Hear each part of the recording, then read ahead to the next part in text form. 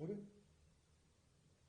वो बात बाहर कुछ फ्रेंडशिप में बात किए, लेकिन इन्होंने सिखों का अपमान किया। अरे हमने तो सिखों का आदर करते हैं। वो एक खास करके वो इतना बड़ा रिलीजन है जिसके लिए डॉक्टर आम्बेडकर खुद ये चाहते थे कि सिख धर्म एक बहुत बड़ा धर्म है। इसको अपनाने के लिए उन्होंने खुद पहले दिल में लाया था। ऐसे धर्म को इन्होंने किसी एक घटना को जोड़कर सिखों का अपमान हो। अरे डॉक्टर मनमोहन सिंह जी को हमने फाइनेंस मिनिस्टर बनाया। हमने इस देश का सबसे उन्नत पोस्ट जो खुद मोदी जी है, फॉल्स प्रोपेगेंडा करके जो कुर्सी पे बैठे हैं और गोबेल्स के थ्योरी में और हिटलर जैसा जो बिहेव कर रहे हैं, उन खामोश रहकर काम करने वाले और दुनिया के मशहूर इकोनॉमिस्ट को डॉक्टर मनमोहन सिंह जी को हमने 2 बार, 1 बार नहीं 2 बार हमने प्राइम मिनिस्टर बनाया। लेकिन तुम ना सिखों का आदर करते हो, ना दलितों का आदर करते हो, ना आदिवासियों का आदर करते हो। सिर्फ आपके दिमाग में दूसरों को नीचा कैसा दिखाना, इस तरफ आपका ध्यान ज्यादा है। और दूसरे इस 10 साल में इन्होंने क्या किया? कांग्रेस को गालियां देने के सिवाय कांग्रेस के आजादी के पहले घटनाएं को लेकर और आजादी के बाद के जो भी कार्यक्रम हुए देश के लिए, पंडित जवाहरलाल नेहरू जैसे जो मॉडर्न इंडिया के फाउंडर है, इन्होंने तो कोई एक नया ऐसा नहीं किए। और मेरे को दुख की बात होती है, पब्लिक सेक्टर जो हिंदुस्तान में बने हैं, उस पब्लिक सेक्टर को उन्होंने ये कहा ये दिवाला निकालने के कारखाने। उन्होंने यहां तक भी कहा कि ये पैसे वेस्ट करने के पब्लिक सेक्टर होते हैं। अरे HMT, HAL, BEL, जब देश में टेलीफोन नहीं था, जब देश में घड़ी नहीं बनती थी, ये खाने के लिए बनाए थे। तो ये सब इनके विचार ही घटिया है। और इसका मतलब ये है कि पब्लिक सेक्टर की हिफाजत करने के बजाय उन्होंने पब्लिक सेक्टर को खत्म करने की बात की। तो इसीलिए मैं ये चाहता हूं कि ये जो हमारे प्राइम मिनिस्टर है, इनके पास कोई आइडियोलॉजी नहीं है और देश के लिए कोई मार्गदर्शन करने का विचार भी नहीं। और ये भी बोल रहे थे मेरी कब्र खोदेंगे। अरे तुम्हारे विचार की विचारों का जो ये था, वो उन विचारों को हम कब्र में खोद के डालेंगे, ये हमारा कहना है। जो आपकी आइडियोलॉजी है, उस आइडियोलॉजी के बारे में बोले। आप भले आदमी को कौन बोल सकते हैं कि आप तो एक इंसान हो। आप किसी व्यक्ति के लिए कांग्रेस कभी कुछ भी नहीं बोलती, उनके विचारों के बारे में ही वो कहती है। तो इसीलिए उन विचारों को लेकर अगर कोई बात बोले, वो अपने ऊपर लेते हैं। मैं गरीब हूं, मैं चाय वाला हूं, मैं फलाना हूं, मैं बैकवर्ड हूं, ये चीजें बोलते हैं। और दूसरी चीज, मनमोहन सिंह जी के बारे में कितनी गंदी बातें उन्होंने बोली। जब नोटबंदी हुई,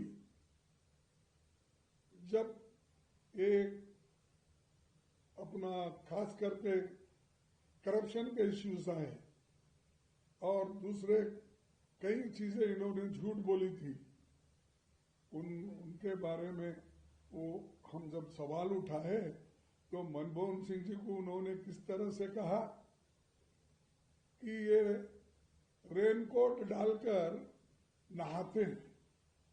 अरे अपमान तो सिखों का तुम कर रहे हैं, मैं इसको कंडम करता हूं, और ऊपर से बोल रहे हैं उनको गद्दार कहा, ये कहा, ऐसी बातें कहकर जो कह रहे हैं, ये मोदी जी की मानसिकता दर्शाती है कि उनका कुछ मनोबल टूटा है और जरा मानसिकता से कमजोर हो गए। ये मेरा मैं स्पष्ट उससे जानता हूं, और वो उनकी जो रौनक थी वो कम हो गई, उनका 56 इंच छाती का बोलना भी कम हो गया। मैं अकेला भारी सबको, ऐसी अहंकार की बात करने वाला इंसान अगर देश के लिए, पार्लियामेंट के लिए एक गंदी बातें बोलता है तो ये देश के लिए अच्छा भी नहीं, उनके लिए भी शोभा नहीं देता। उनको एक डर है, जब राहुल जी उठते हैं तो क्या सवाल उठाएंगे, क्या बोलेंगे, कहां से क्या लाएंगे, ये डर उनमें है। इसीलिए मोदी जी सदन में बैठते ही नहीं, और इनका इंटेलिजेंस कुछ कहा, इसीलिए तुम प्राइम मिनिस्टर को वहां रिप्लाई देने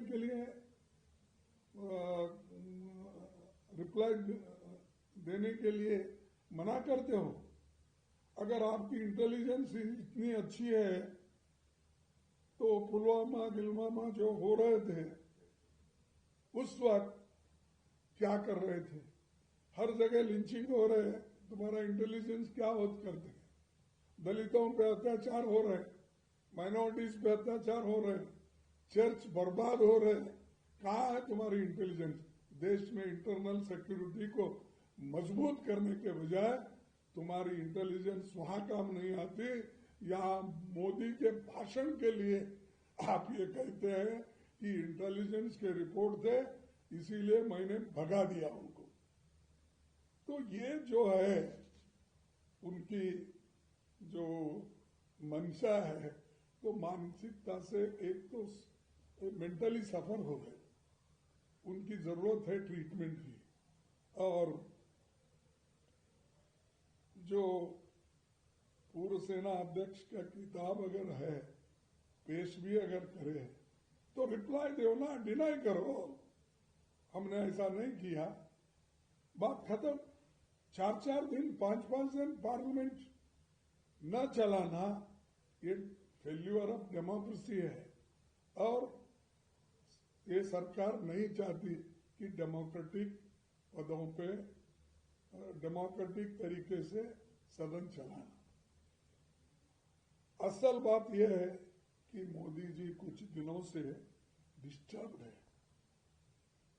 सुना है कि एपिस्टाइन जो फाइल है उनका, और कुछ उसमें क्या है मुझे मालूम नहीं, वो जब बाहर आ गया, मैं भी पेपरों में पढ़ा, तो उसका मेरे को डिटेल मालूम नहीं है, लेकिन वो बाहर आने के बाद ट्रंप ने उनको पकड़ लिया। ट्रंप ने पकड़ते ही उन्होंने घुटने टेक दिए, घुटने टेक कर ट्रेड डील कर दिया। बलि किनको दिया? किसानों को दिया, दूसरे किसी को नहीं। इस देश का अन्नदाता, सबको अन्न देने वाला, उस किसान के, उन किसानों को उन्होंने बलि दिया, और यहाँ पर उनके जो वहाँ के एग्रीकल्चरिस्ट हैं उनको यहाँ आने के लिए उन्होंने नोटा दिया, और हमारे लोगों को गरीब बना रहा, और वहाँ रूरल अमेरिका के जो एग्रीकल्चरिस्ट है उनको अमीर बना रहा है। और वो खुद कहती है, उनके जो फॉरेन सेक्रेटरी है यानी फाइनेंस मिनिस्टर, वहां के एग्रीकल्चर मिनिस्टर, उन्होंने बहुत खुश है। उन्होंने बोला कि हमारे पास खूब पैसा आएगा, रूरल अमेरिका की इकोनॉमी डेवलप हो जाएगी। ये मंशा उनका है। दूसरी चीज मैं आपको खास बताऊं, दलितों के बारे में बहुत बात करते हैं। मैं 2014 में जब लीडर ऑफ अपोजिशन बना था कांग्रेस का तरफ से, यानी फ्लोर लीडर, मेरी की थोड़ी चीजें कम थी, लेकिन आपका डिस्क्रिशन था गवर्नमेंट का कि इनको बना सकते हैं। और स्पीकर ने भी लिखा, लेकिन इन्होंने फ्लोर लीडर को अपोजिशन लीडर में बदलने का नहीं किया।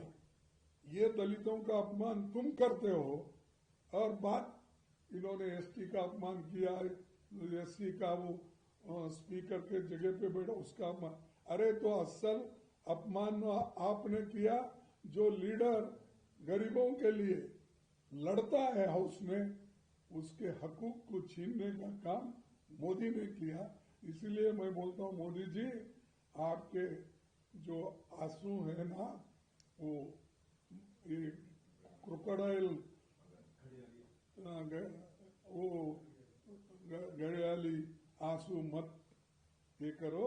इसीलिए मैं मोदी जी के इस भाषण को खंडन करता हूं, और ये उनका असमतोल जो ये है वो उसको कभी मानता नहीं।